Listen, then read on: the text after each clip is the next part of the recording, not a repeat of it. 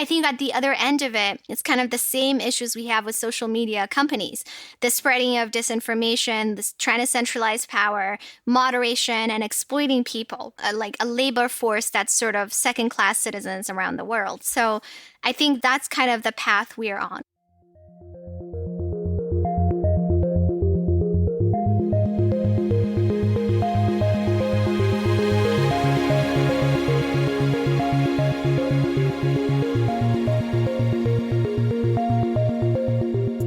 Hello and welcome to Tech Won't Save Us. I'm your host, Marx.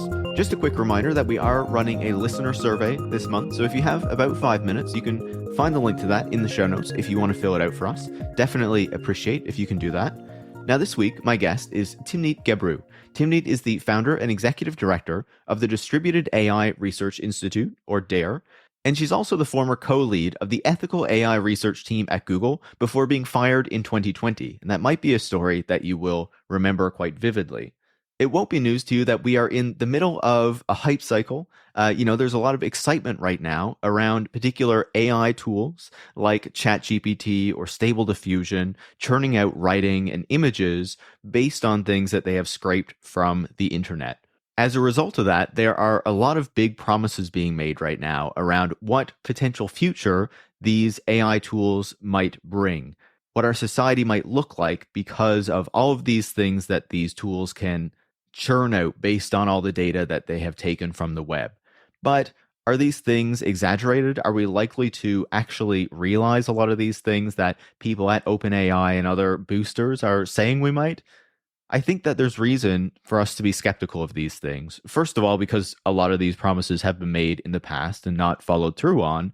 But second of all, because it's very beneficial to a lot of these people for us to buy into it and for us to believe that these AI tools are the next big thing after the failure of cryptocurrencies, after the failure of the metaverse. Timnit is also throwing some cold water on these visions of the future being put forward by these AI hype masters. And I think it's a perspective that we should listen to. Timnit is obviously much more familiar with all of this than I am. She previously worked on large language models, and it was her work on that ultimately got her fired from Google because the things that she was saying and trying to publish about these models, the reasons that we should be critical of them and thinking more critically about them, are things that Google didn't want us thinking about and didn't want to be brought to the public's attention, as these tools could make up a significant piece of the future business model of companies like Google itself. So in this conversation, we talk about all this hype, we talk about what these AI tools might mean, but of course we also talk about Timnit herself and her own history, because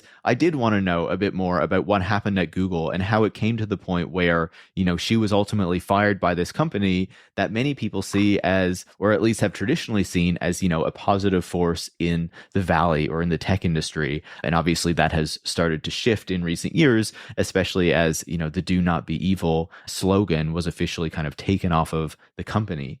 So I hope you enjoy this conversation. I certainly did. If you like it, make sure to leave a 5-star review on Apple Podcasts or Spotify. You can also share it on social media or with any friends or colleagues who you think would learn from it.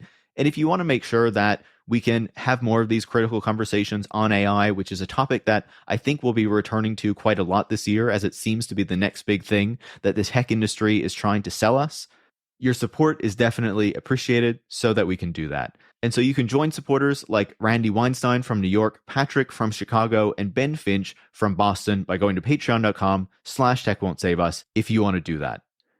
And with that said, enjoy this week's conversation. Timnit, welcome to Tech Won't Save Us. Thank you for having me. I'm a huge fan of your work, and I am very much looking forward to reading your book. But given all that's on our plate, it's like really hard to figure out how to do things that we need to be doing, like read books. I completely understand that. I have like a million books on my reading list. I get sent books all the time, and I'm like, where am I going to find the time for all these? So yeah, no pressure. But I have bought it. Yeah, I appreciate that. When you get around to it, though, you can certainly let me know what you thought of it. Definitely looking forward to it. I have obviously been following you and your work for a while as well. I think a lot of people will know you, and when you came to their attention, admittedly, I didn't know your name before you were fired from Google, but at least we got to know you. Many more people did at that time. One upside to that whole situation, I guess. And I'm really excited to talk to you today about, artificial intelligence, all this hype that has been around it lately, how we should actually be thinking about these technologies and what they might actually mean for us, going forward and into the future, especially as, with the failure or loss of interest, I guess, in kind of Web3 and crypto and metaverse, seems like AI is going to be one of these technologies that the industry is refocusing on and trying to, build this hype around into the future, right? And so, as I said, we haven't talked very much about AI and machine learning and these kind of topics on the show previously. Certainly, they've come up. But I was hoping that you could give us a general understanding of what it actually means. Like, what is AI or artificial intelligence? What does that refer to? Is machine learning the same thing? Is that different? How should we understand these terms and what they actually mean? So I want to start with a comment that, I got my PhD from a lab that's called the AI lab at Stanford. I have my PhD in electrical engineering, but the lab is in computer science department. And I find myself asking the questions that you're asking right now. So I was to start with that, right? And so as a researcher, actually, I had never described myself as a quote unquote AI researcher until that term became like the mainstream term, and it was like super hyped up. I remember I would say about 10 years ago is when the hype started. And so everything has been rebranded as quote unquote AI. And so I first and foremost think of it as a brand, like as a rebranding, more of a marketing term. And some people, I think there was an article by Emily Tucker from Georgetown Law Center for Privacy and Security. The title is Artifice and Intelligence, and kind of talking about how it's a misnomer. We should not call it artificial intelligence. So that's just an aside.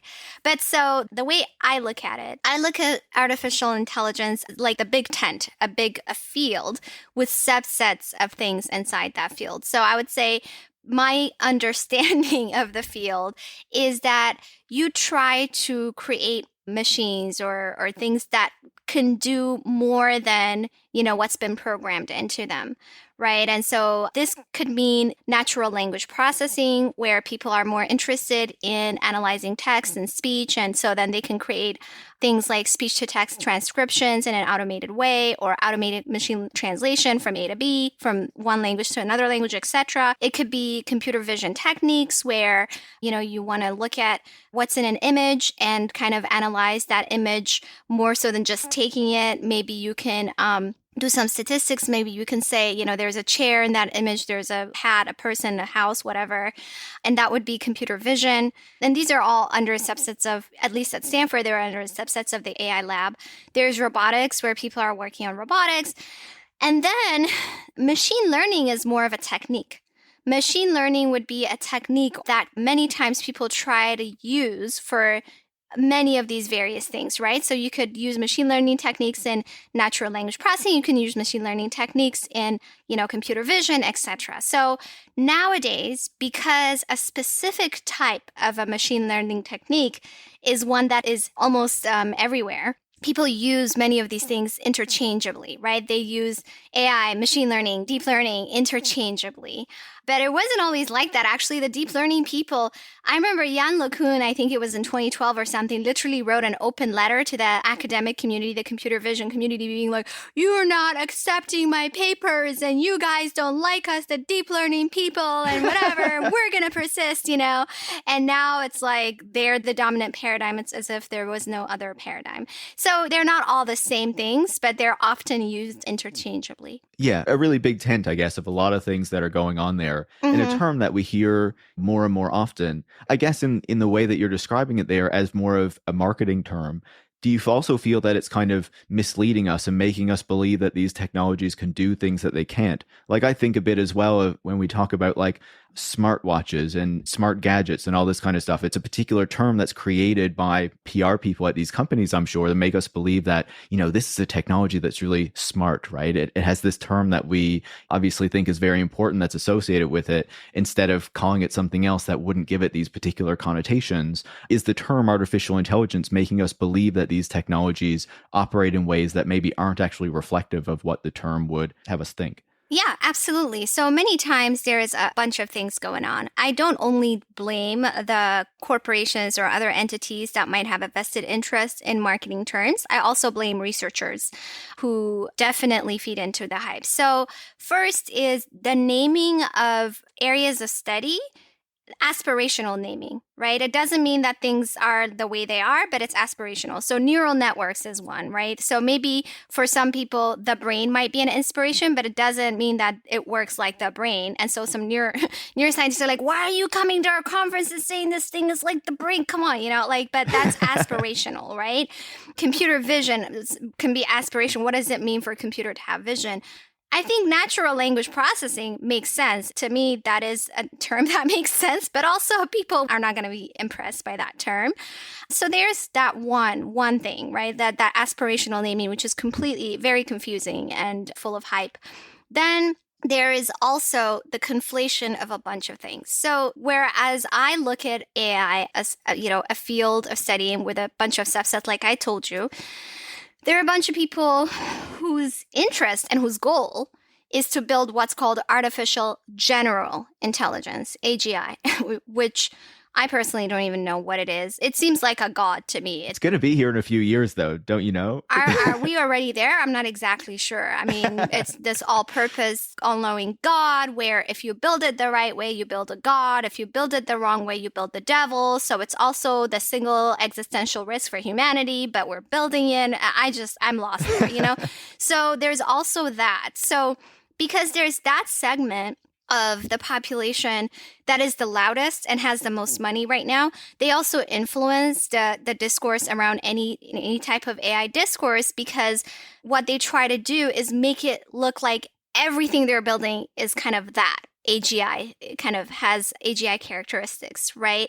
That's another kind of hype angle. But then and when we go to the corporations and, other vested entities, another reason where this hype helps is that if you make people think that you're building something that has its own agency, who knows what it's going to do, and it's so capable of doing this and that, people are more focused on the thing because they think it has more agency than you as the builder of the system, the deployer of the system, the entity, the regulation, whatever. Because now responsibility is sort of not your responsibility, but it's like, who knows how the machine will behave, So everybody sort of starts thinking like that rather than holding relevant entities accountable, because it's an artifact that people are building and deploying. So at both ends of the spectrum, you have people building it and deploying it, and people being harmed or benefiting. So when you move the conversation away from that,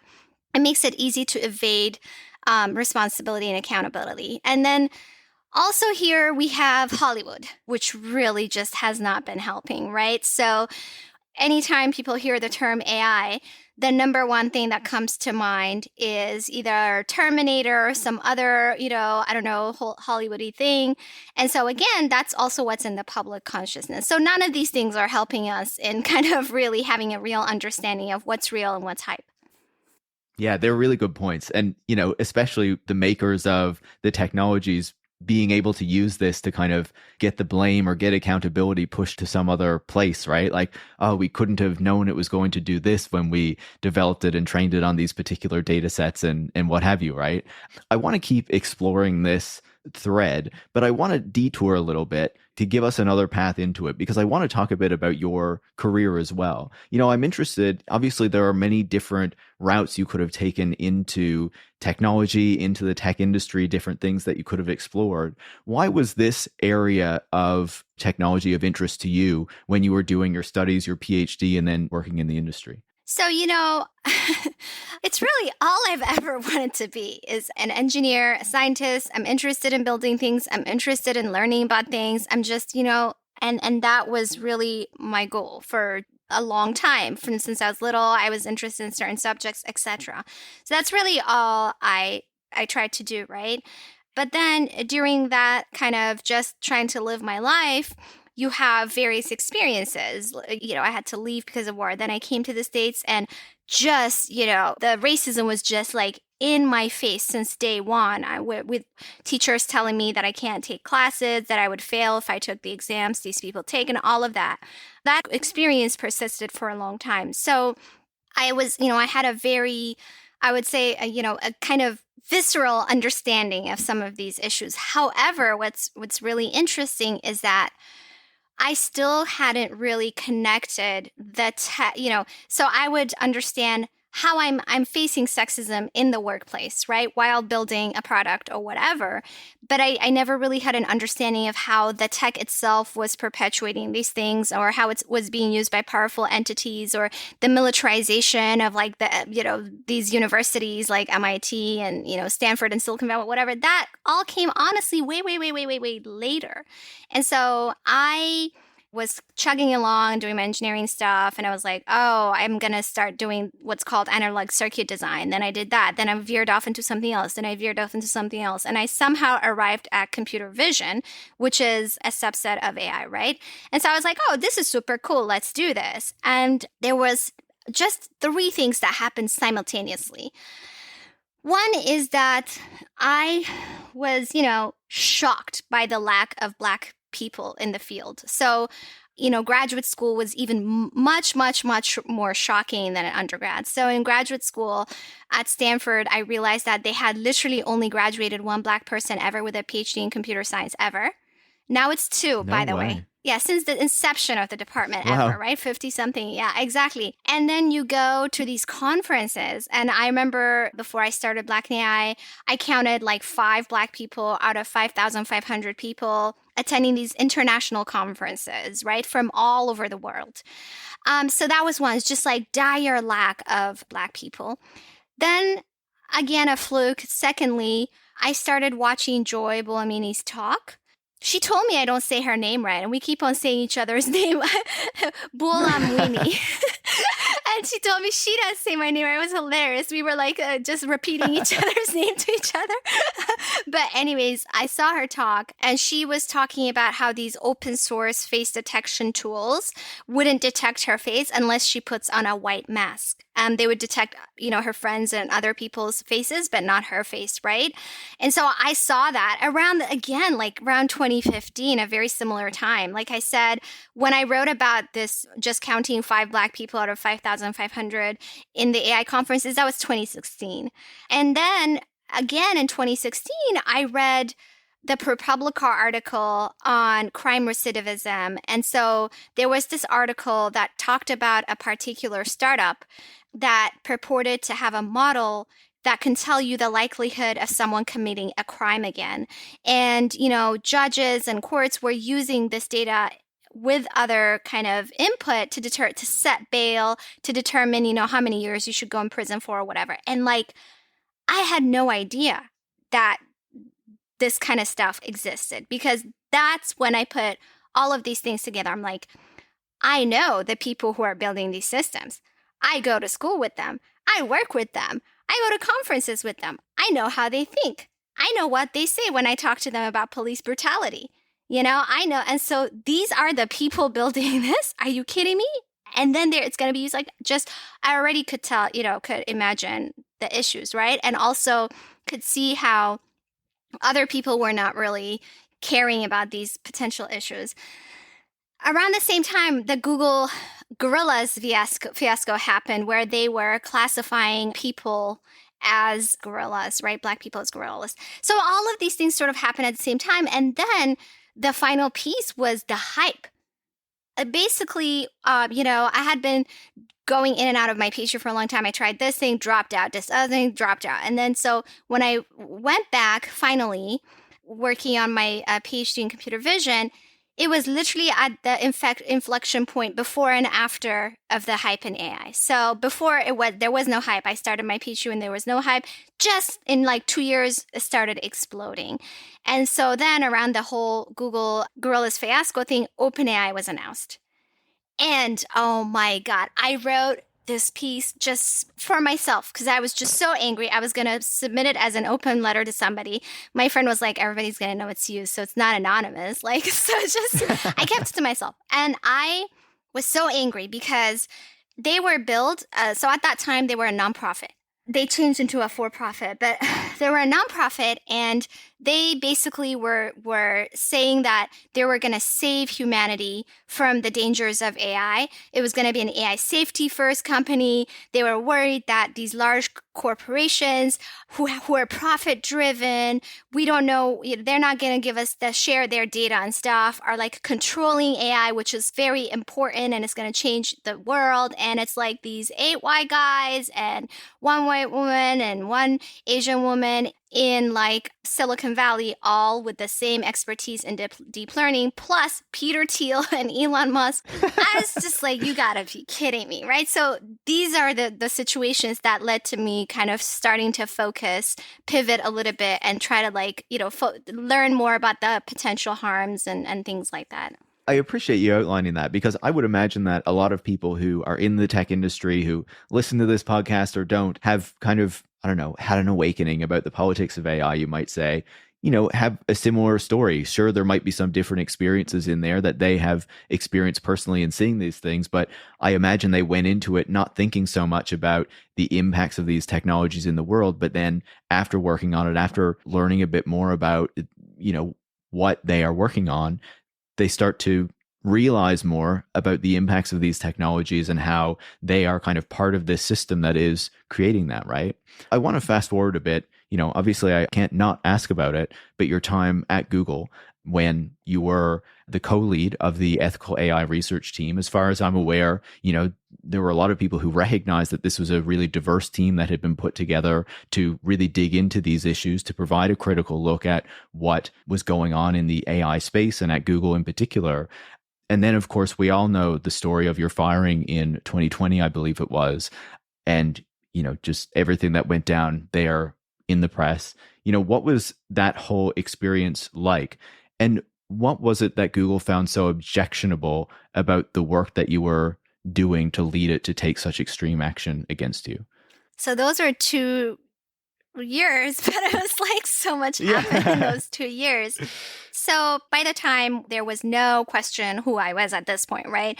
Joanna had published this paper showing the disparities in error rates and face recognition systems among people of different skin tones and genders. And I had co-founded Black AI. We had our first workshop. I was very vocal about the issues of racism and sexism in the industry, et cetera, et cetera. So I joined Google September 2018, and I was already very, very when I was about to join, I was just nervous. I'm like, where am I going? Like, I talked to a bunch of women who had a lot of issues of harassment, who sat me down and telling me to think twice about it. And so then Meg Mitchell, who was there at the time, and, Meredith Whitaker was also there at the time. I knew both of them. And that was during the whole Maven, kind of protest. And so actually, to me, it was like the fact that there were people like that was a big deal. Because it means, okay, I can, there's dissent anywhere. But like, if you don't look like you have it, it means, it's a bad place. So at least I can have that. And then I was thinking, what, Meg, is someone I can really work with. She had started the ethical AI team at the time, and it was just like a couple of people. She asked me if I could co-lead the team with her. And I was like, well, at least I have this one person I could work with. And I joined the team. And so right off the bat, November, there was the Google walkout. And right off the bat, I was seeing just the systemic issues, sexism, racism. Now this is kind of not exactly about the work itself, right? But just kind of it impacts the work. The organizational dynamics of who gets to make decisions, who's valued, who's not, obviously directly impacts what the output is. Totally. It's the wider context of the company that you were entering into, right? Absolutely. So I started making noise immediately. And after a few months, I was certainly not the friend of HR, like clearly I was not the friend of like the higher ups, like, it's just, so that is how it started. Then I really started fighting for our team. Our team to have a voice, to be at different tables, decision-making tables, to grow our team, to hire more people. And we had to fight for literally like every single person we were trying to hire, right? We hired social scientists as research scientists for the first time. Dr. Alex Hanna she's now director of research out there. She was the first person who we hired as a social scientist, be a research scientist, because we were like, you need different perspectives. Is that if that's what we were really trying to do? So our work was, we were primarily a research team, but we had lots of teams coming to us for questions. If they were gathering data, how are they going to annotate it? What are some of the issues? We worked on things like, for example, we had a paper called Model Cards, and this was Meg spearheading it, saying that, any model that you put out there has to be accompanied by a set of tests, and kind of think about it about with tolerance. Like I did this, as an engineer, like there's no way you would put out any products out there without extensive documentation and testing what is supposed to be used for, what are the standard operating characteristics, what are the ethical downstream considerations, what was your task in mind when you did it, that kind of stuff, So, we're doing all this stuff. A bit of the opposite of the move fast and break things ethos, right? Absolutely. And what's really interesting is in hindsight, it's very clear that even something as simple as that. So I published a few papers like that where I didn't really have any kind of opposition from people in corporations or engineers, because I'm saying these are like engineering principles. I'm not saying, politically you have to do this and that, but that's super political, because what you're saying is that instead of making $100 in like 1 week by doing this, whatever thing you're doing, first of all, spend 1 year instead of 1 week, because do these additional tests, etc. Secondly, like hire additional people to do these things. So I'm saying make less money per thing, put more resources per thing. And sometimes you may not even want to like release this thing. So we had to figure out in our team, we want to get people rewarded, like promoted and all of that, not punished, right? So how do we say, hey, we stopped you from releasing 5 products, because they were harmful. Like that's, how do we talk about it in these terms? So that was sort of what I was doing. That was my job. And I was extremely tired, exhausted from all the fighting of, sexism, racism, whatever, trying to, get our team at various tables. But we grew our team, and it was definitely a very diverse team in many different ways. So then came 2020. So at this point, there was the Black Lives Matter protests. And then there was OpenAI's GPT-3 that was released. And at that time, it's not like this was the first language model that was released, but they were the first people who were basically talking about this as like this all-knowing, all-encompassing, just hyping it up, like ridiculous amounts of hype. And that seeped into the entire industry. So all these researchers everywhere, like chats are like on the chat, be like, oh my God, this is so cool. It's so cool. And then the, higher ups be like, why are we not the biggest? Why don't we have the biggest model? Why don't we? And I'm just like, oh my God, why? What's the purpose of having the biggest what kind of pissing contest is this, right? That's how it felt, And then at the same time, a bunch of people at Google were asking our team, when we're thinking about implementing infrastructure for large language models and things like that, what are the ethical considerations we should have? So at some point I was like, look, we got to write a paper or something. So I contacted Emily Bender, who is a linguist. She's written about curating data sets, documenting them, etc. I'm like, voices like hers need to be heard, prominent.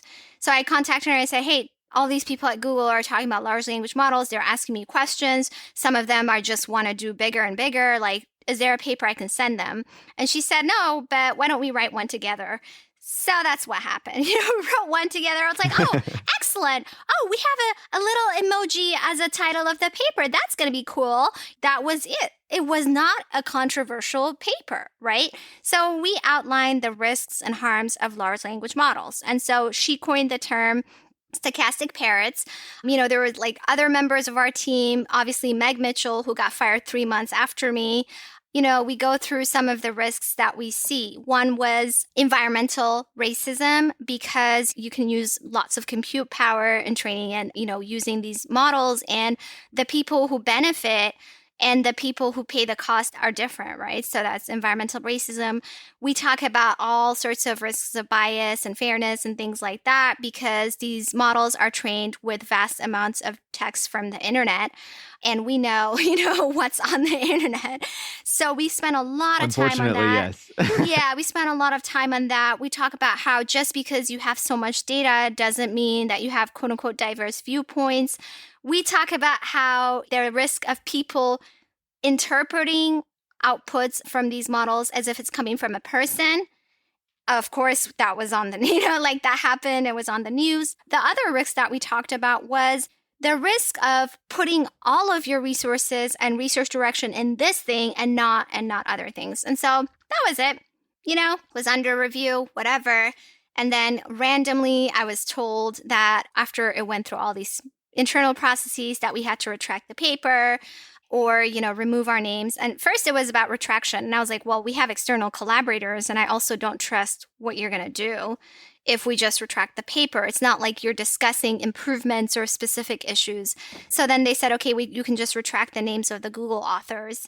And so even that, I was like, I'm not comfortable with that, doing that without a discussion. I want to know what kind of process was used because I can't be doing research. I'm not in the marketing department, right? I'm in the scientific research department. If it was like PR/marketing, cool, yeah, do whatever you want. If you're having me as a scientist to write peer review papers, now this is different. And so, of course, then, long story short, I was basically fired in the middle of my vacation. And then it was a whole, public outcry. And then I had a lot of like harassment campaigns and threats and all of this. And so that's what happened at Google. I appreciate you outlining it in such detail for us because I think it gives us a really important insight into the work that you were doing, right? And I do want to pick up on some of those pieces of the paper that you were talking about, right? Because these are really important things that I feel like don't get the attention that they actually deserve, right? And that we should be talking about more when we do talk about these AI tools, these large language models, even beyond that, the environmental costs of this. It can be easy to ignore how these models are based on a lot of compute power, right? Having these massive data centers that require a ton of energy to train these models to keep them going. There are rumors now that ChatGPT, even though it's free for you to go and use it online, that it's costing millions of dollars a day just to kind of keep the servers running, essentially, so that you can do that. But that doesn't get talked about as much. And then, of course, how it's using a ton of data that's scraped from the internet. We know the severe problems that exist in the data that is actually coming off of the internet. As you were talking about, we know how these data sets can be very biased. This is not like a controversial or new thing that we're just hearing about. This is something that's been around for a long time and has not been effectively addressed. Of course, the opportunity costs in the research there, how, there's all this hype around this particular type of AI, this particular type of large language model. So all of the energy, all of the research, all of the money is going to go into building on these types of things. But what if there's a different type of an AI tool, a different type of a language model that is actually better suited toward the public, right? Toward having public benefits that might come of this, toward the types of things that we would be more concerned with as a people, instead of just what's going to excite, these people at the top of the tech industry, make money for these large corporations. Those things might not be aligned, but when the hype goes in one direction, it gets distracted from anywhere else. So these are all really important points that come of this paper and the work that you were doing with your co-authors and the other people you were working with. Honestly, even though we were worried about the risks then, I still did not expect it to explode in the way that it has right now, in such a short period of time, right? All of the things that you outlined are about, to me, obfuscating what exactly is going on, right? The way we talk about things in the tech world. Oh, you're running it in the clouds. It's not a cloud. It's like there are data centers taking resources like water, people working in these data centers who are being exploited. It's not clouds. So in AI, I just wrote an article recently about this, the exploited labor behind what so-called AI systems. When people talk about it, it's like, oh my God, look at this machine. It's so cool what it can do. Well, look at the armies of exploited laborers that first whose data has been taken. Everybody's data has been taken. I think with the art, it's become much more clear because artists are galvanizing. But all of these systems, right, have data sets that they scrape from the internet and data laborers that do some type of task. Some of them supply data that's or data. Some of them label them in crowdsource micro tasks and all this stuff. And so that's what this whole field is predicated on. And that's when it started to become more popular with the advent of things like Amazon Mechanical Turk, where you could like really crowdsource things and pay people pennies per little task and things like that. Now there are lots and lots of companies who are raising billions just based on that outsourcing kind of task, similar to content moderation and social media and things like that, right? It's, again, the hiding of all of the different things that are going on. And so there's the theft, there's the data, the hidden cost, the hidden data labor, the, hidden costs of, like you said, environmental costs. So that's actually the one thing I feel like we didn't really cover in our paper is the level of theft, So we talked about data curation, right? And how you can't really just scrape everything on the internet and assume that something good is going to come out. You have to curate your data sets and document them and really understand them. And if your answer is, oh, it's too big to do that, then it means you shouldn't do it. What other, where else can you do that? Like, can you sell me a food item at a restaurant and be like, eat this food? I don't know what it's made of. Like, there's some sugar. I know that. There's some flour, whatever else is, you're on your own. Can't do that. Not allowed, right? We haven't understand. But in this industry is the most unregulated industry, right? And, they can proliferate things because of that, right? And the other thing is, look at all of the different, I just learned today, I was talking to some people who know the AI Act in the European Union. There is a proposed legislation, the AI Act, that, they're still debating. And so people are lobbying for exceptions for what they call general purpose models. So ChatGPT type thing, large language models would be general purpose models, right? Now think about it. OpenAI has been going around billing this thing as an all-knowing godlike thing, right? They're not saying, hey, they haven't gone out of their way to tell you, hey, you can only use this thing in these limited ways, whatever. That's not how they're talking, right? When you see the press, when you see Sam Altman's tweets and all these people, they're like, oh, this is AGI. However, they would be exempt from any sort of harm if they say, hey, they just have a one-liner saying, don't use this in any high-risk things, but they can go around saying, like, this is a god. But then you have these people who are talking about how they want to use these chatbots in Supreme Court. I don't know if you've seen this. You have these people who are using them in mental health applications, right? Unethically, very clearly. So now you have OpenAI who can make tons of money because it's not going to be free. Obviously, it's not going to be free. They're going to start making tons of money from these kinds of people, but they won't be liable, right? But they created the hype. They created the race. They created what's in the public consciousness, hiding all of the costs and hiding what's really happening, telling us they've created some sort of godlike thing. And now the people who are going to try to use it as such are going to be, there's the ones who are going to be liable, right? Even if we have any sort of regulation, that's assuming that's the best case scenario. So, I just, even with the things we foresaw in 2020, I still did not foresee it to be this prevalent just in the 2 years.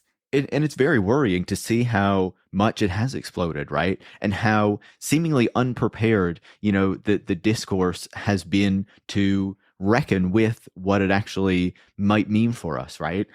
As I've been watching, say, ChatGPT roll out or GPT-3 or, the kind of art, quote unquote, art AI tools that have gained popularity over the past year or so, I guess, I've been a bit unsure how to think about it, right? Because on one hand, you have this kind of public narrative that is being promoted by these companies, like OpenAI, where these tools are going to absolutely upend everything, right? All artists are going to lose their jobs. All writers are going to lose their jobs because these tools can make writing or images that look like a human has done it. But that feels to me like something that we've heard about a lot of tech products in the past that have really been unable to live up to these really lofty kind of hype inflated claims that we've heard before.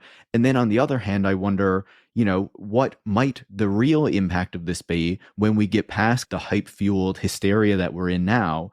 And I'm unsure what to make of that. And I wonder what you think of it. That's a really interesting point because I'm like stuck in a cycle. So I'm stuck in a cycle where I'm constantly being like, no, no, don't, no. Yeah, where I have a hard time thinking past that, right? And I'm actually trying to force myself and my institute to carve out time to also work on our vision for our affirmative vision for a tech future that is not dependent on what they're doing. But if we are to think about the actual impact of this, I do think centralization of power is a big. So let me give you one example. One example of an actual impact.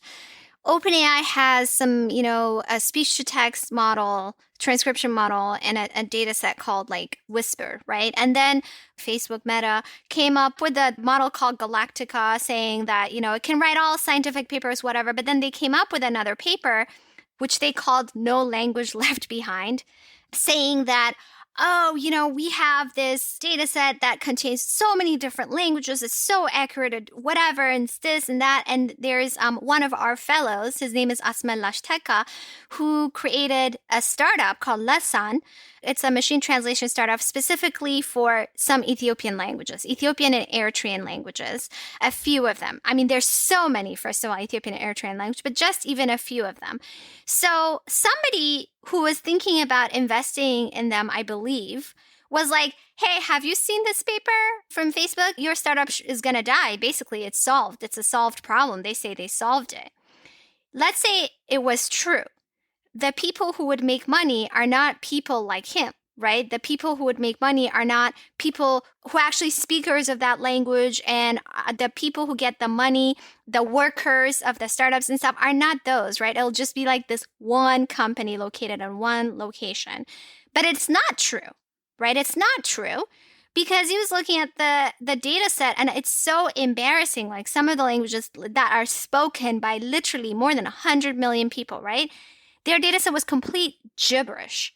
So I think really, whatever the path is, centralization of power is where we're headed.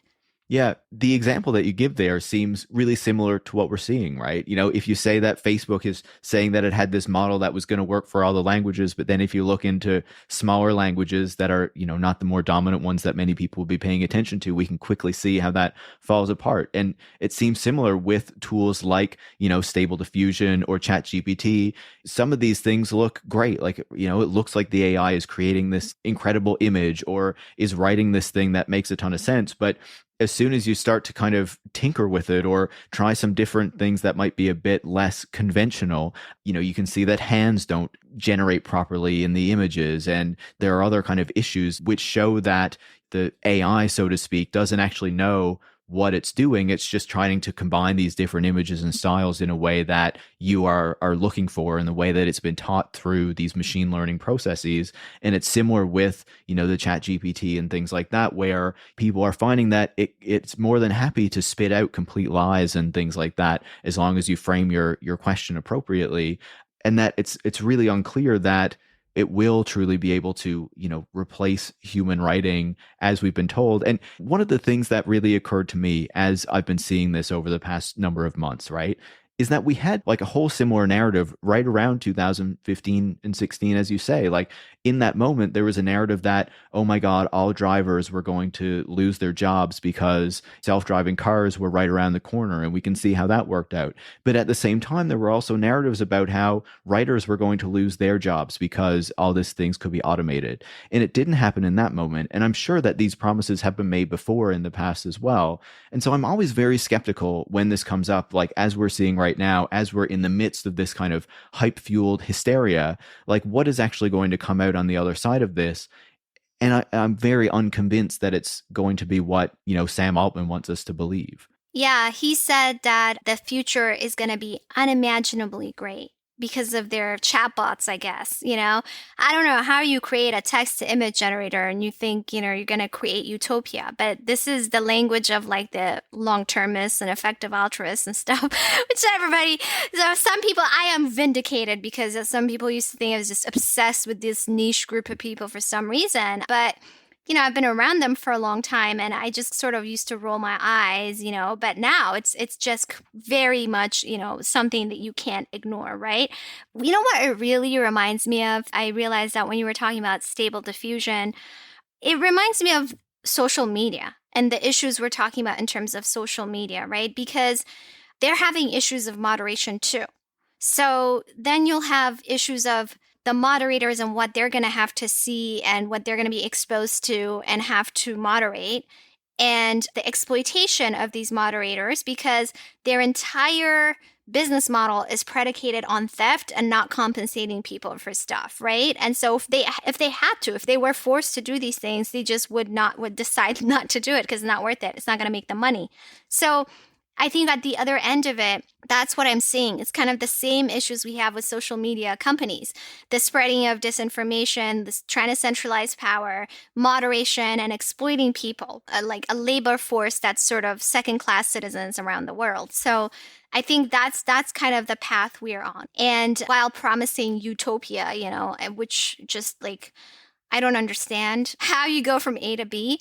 For me, we can never have a utopia that is, based on the vision of some homogeneous group that, has absolutely no ground in history, or they don't understand art even. You know what I'm saying? Like, I used to play piano for a long time and I'm a dancer and I'm not a visual artist.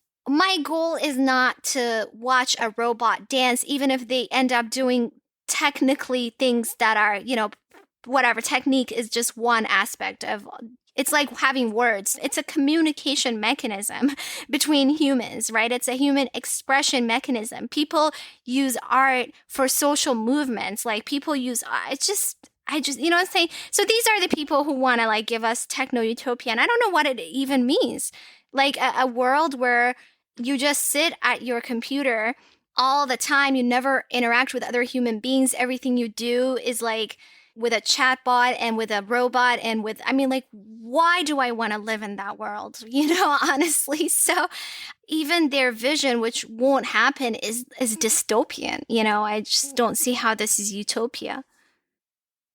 Yeah, it seems fundamentally inhuman, right? Like, I'm going to connect a few threads here based on what you're saying. But, when we think about the work aspect of this and what it might mean for work, one of the things that comes to my mind and that, I reflect on a lot as I think about tech's impact on work and on the work that we do, on the jobs that people can expect, is that, going back to the gig economy and even before, we often get promises that tech is going to automate things, right? Or is going to take away the need for human labor in various instances. And what we actually see is that it doesn't take away the need for the labor. It just kind of degrades the job, the expectations that the workers can expect when it comes to performing those sorts of tasks, right? So whether it's the gig economy or the people who are working, to label AI tools and images and things like that you're talking about, these people who are really poorly paid, who are treated very poorly. We can see the rollout of technologies in like Amazon factories and things like that, how that's used against workers. They haven't automated the whole factory, but they have instituted algorithmic management of these people.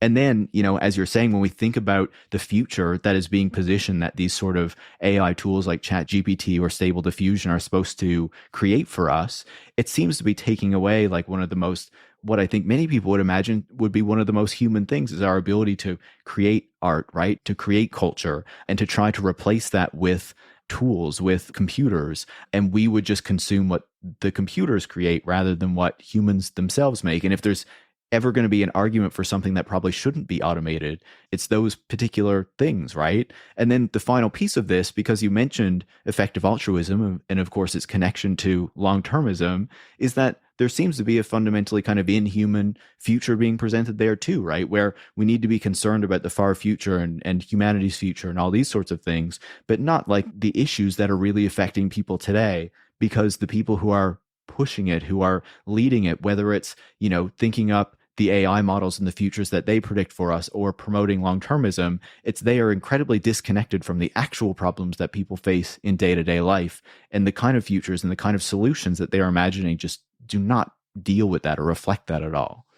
Yeah, exactly. Absolutely. And it's kind of, iterations of the same story each decade or each century or whatever it is. Even when you look at the rebranding of terms, like big data is basically AI now. Like I think everybody says AI, they don't say big data anymore, right? Like it's just kind of, every so often you have a rebranding of things that sound cool.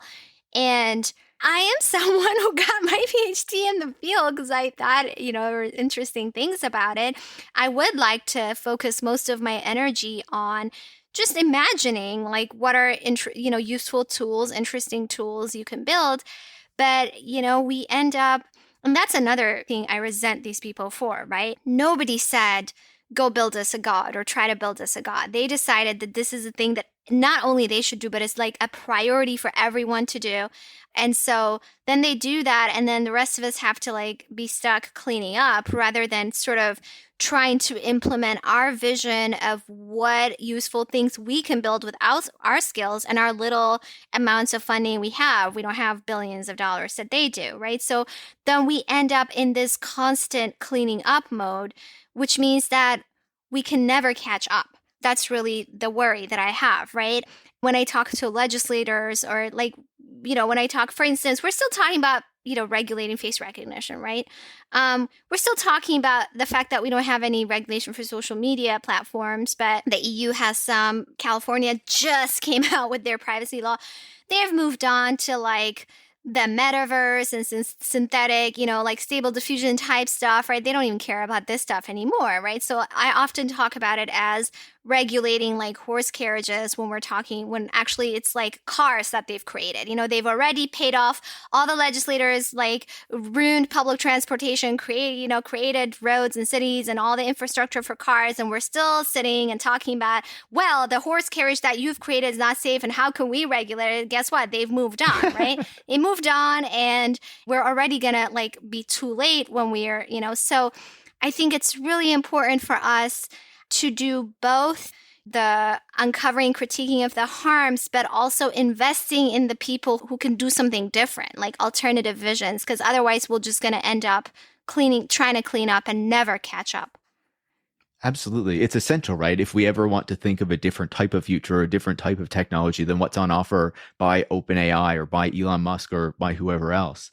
I'm wondering, as we're talking about this, of course, you are not at Google any longer. You have your own institute that you have founded, and that, some people who you worked with at Google have come to join you there. And I'm sure some people who weren't at Google as well.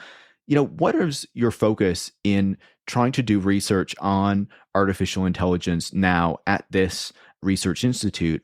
Like, what's the goal that you're trying to achieve without having to worry about what Google and the higher ups there are going to do? What's the kind of lens that you're approaching this research through?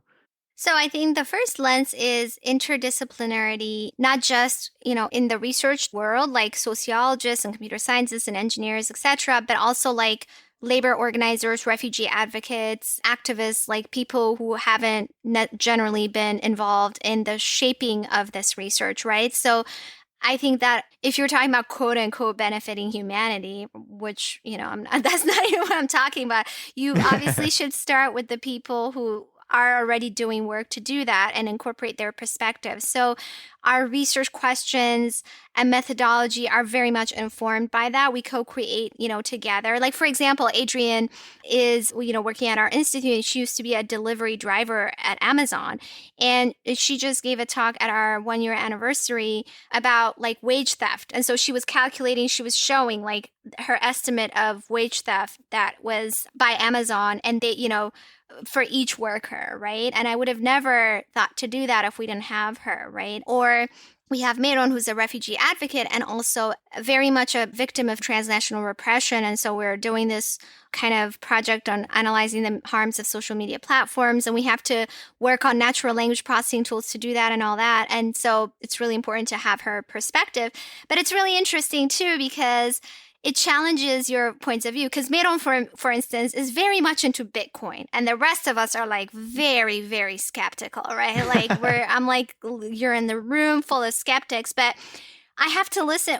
This is someone who single-handedly rescued 16,000 refugees from human trafficking, right? And has fought like, against governments, all sorts of people. So I have to listen to her when she's telling me the ways in which she's been using it to help refugees, the ways in which refugees have been using it, so I have to then listen to her, right? So it's interesting. I think like even to reimagine a different sort of future, it's very different to have these kinds of perspectives rather than just like this techno utopic whatever, from some tech bro in Silicon Valley. So that really is the lens we're taking. And I think that what's really hard for us is basically what I just said to you, is that because there's so many dumpster fires we have to fight all the time, it's very difficult to just carve out space to be like, what is our positive vision, imagination for the future? And so we're trying to force ourselves to do that. Like we're starting this possible future series, which is like a few pieces to show like tech, it's not this deterministic march towards some predestined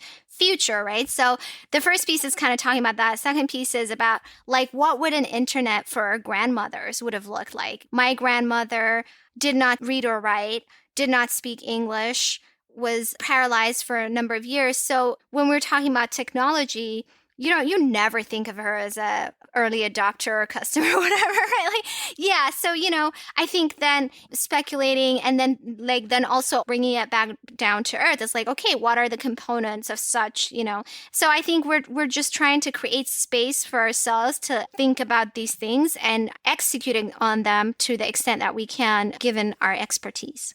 Yeah, that's fascinating.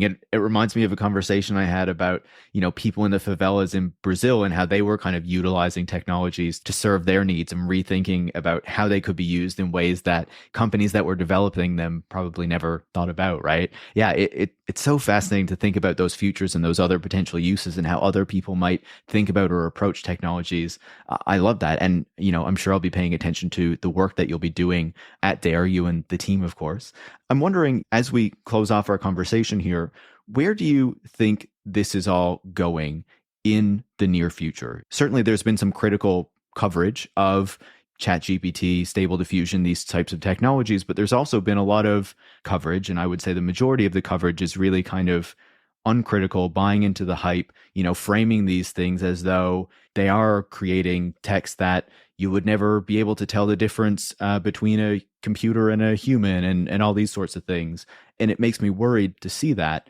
And, you talked about the company that was using ChatGPT to turn out responses for like a mental health service that they were running.